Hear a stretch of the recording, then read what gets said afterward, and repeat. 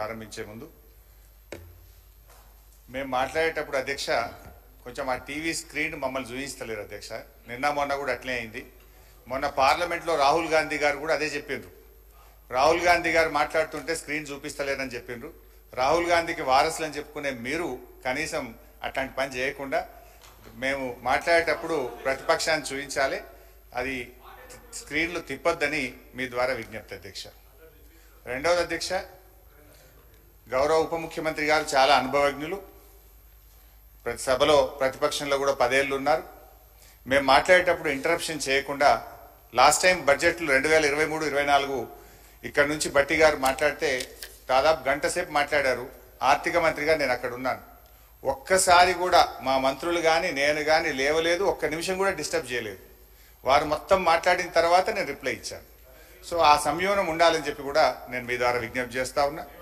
ఎందుకంటే హరీష్ రావు గారు, మీరు మొట్టమొదట మీ ప్రసంగంలో కూడా చెప్పినారు మమ్మల్ని వీడియోలో చూపిస్తలేరని చెప్పేసి. అది పొరపాటు. అది చూపిస్తలేదు, ప్రజలు చెప్తున్నాం, అందరినీ అన్ని పర్ఫెక్ట్ గా చూపిస్తున్నాం. Thank you. నేను సీనియర్ శాసనసభ్యులు హరీష్ రావు గారి ప్రతి మాటను కూడా గౌరవిస్తాం అధ్యక్ష. ఎందుకంటే వారు కూడా లెజిస్లేటివ్ మంత్రిగా కూడా పనిచేశారు, ఫైనాన్స్ మినిస్టర్గా పనిచేశారు. మేము ఈరోజు మరి ఆ రాహుల్ గాంధీ గారి ప్రస్తావన తీసుకొచ్చారు. రాహుల్ గాంధీ గారిని ఎన్నిసార్లు చూపెడుతున్నారో దానికంటే 10 రెట్లు ఎక్కువ సార్లు ఈరోజు న్యాయపరంగా వారు కరెక్ట్గా మాట్లాడితే, సందర్భాన్ని పురస్కరించుకొని మాట్లాడితే ఇంకో 10 సార్లు కూడా చూపెట్టడానికి మీ అనుమతి ద్వారా ఏదంటే మీ కార్యాలయం నుంచి చూపెడతారని మాకు గొప్ప నమ్మకము. రెండవది, వాస్తవాలు మాట్లాడారు సార్. అప్పుడు బట్టి గారు కూడా వాస్తవాలు మాట్లాడారు కనుకనే ఏ డిస్టర్బెన్స్ లేకుండే మీ దగ్గర నుంచి కూడా. దయచేసి హరీష్ రావు గారు కూడా వారికి ఉన్న అనుభవాన్ని ఉపయోగించుకొని వాస్తవాలు మాట్లాడితే తప్పకుండా సభ సజావుగా జరుగుతుందని మా అభిప్రాయం అధ్యక్ష. ప్లీజ్ ప్లీజ్ రన్నింగ్ ప్లీజ్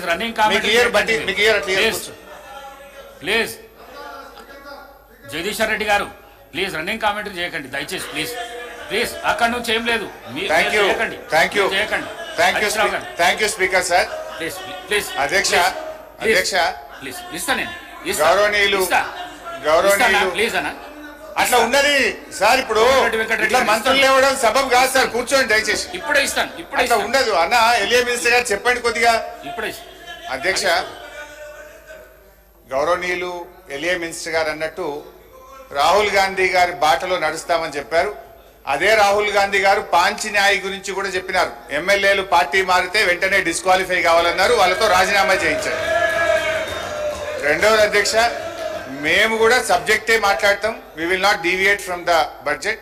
10 ఏళ్ళు మేము కూడా ప్రభుత్వంలో ఉన్నాం. మా అనుభవాలను ఈ ప్రభుత్వానికి, ఈ రాష్ట్రానికి మేలు జరిగే విధంగా వాస్తవాలు మాట్లాడే ప్రయత్నమే చేస్తాం అధ్యక్ష. అయితే ఒక రిక్వెస్ట్ అధ్యక్ష, బడ్జెట్ మొత్తం 4 రోజులు పెట్టినాం. మన పద్దులు కూడా మాట్లాడే అవకాశం తక్కువ ఉంది. అందువల్ల కొంచెం సమయం ఎక్కువ ఇవ్వండి దయచేసి. మేము ఈ రాష్ట్రం కోసం, మరి ఈ రాష్ట్ర ప్రజల భవిష్యత్తు కోసం ఈ ప్రభుత్వానికి కూడా కొన్ని మంచి సూచనలు ఇస్తాం అధ్యక్ష. కొంచెం దయచేసి ఇంటరప్షన్ లేకుండా సమయం ఇవ్వాలని విజ్ఞప్తి. అధ్యక్ష, the more a government blames others, the more it reveals its own failures and inability. ఏ ప్రభుత్వమైనా ఇతరులను ఎక్కువగా నిందిస్తుందో ఆ ప్రభుత్వం తన అసమర్థతను, వైఫల్యాలను బయట పెట్టుకుంటుంది.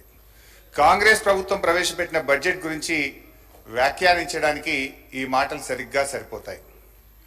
బడ్జెట్ ప్రసంగం అంతా బీఆర్ఎస్ ను తిట్టిపోయడం కోసం తయారు చేసినట్లుంది. ఒక రాజకీయ కరపత్రం లాగా ఉంది. బడ్జెట్ ప్రసంగానికి ఉండాల్సిన గంభీరత గాని, దార్శనికత గాని ఏమాత్రం కనబడలేదు అధ్యక్ష. ఫార్ములేషన్ ఆఫ్ పాలసీ కన్నా హ్యూమిలియేషన్ ఆఫ్ అపోజిషన్ మీదనే బట్టి గారు ఎక్కువ దృష్టి పెట్టినట్టుగా కనబడ్డది. అధ్యక్ష, నేను సూటిగా ఒక మాట అడుగుతా ఉన్నా అధ్యక్ష, ఎన్ని రోజులు మా పేరు చెప్పి బతుకుతారు? మీరు చేసిందేందో, చెయ్యబోయేదేందో గది చెప్పుంది. 8 నెలలు గడుస్తున్నాయి అధ్యక్ష.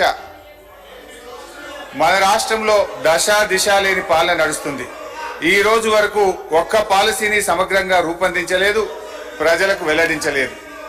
ఎంతసేపు ఉత్త రాజకీయ వృధా, కాయగొరుకుడు మాటలు, విజన్ లేదు, విషయం లేదు. ఇప్పటి వరకు సాధించిన ఒక విజయం లేదు.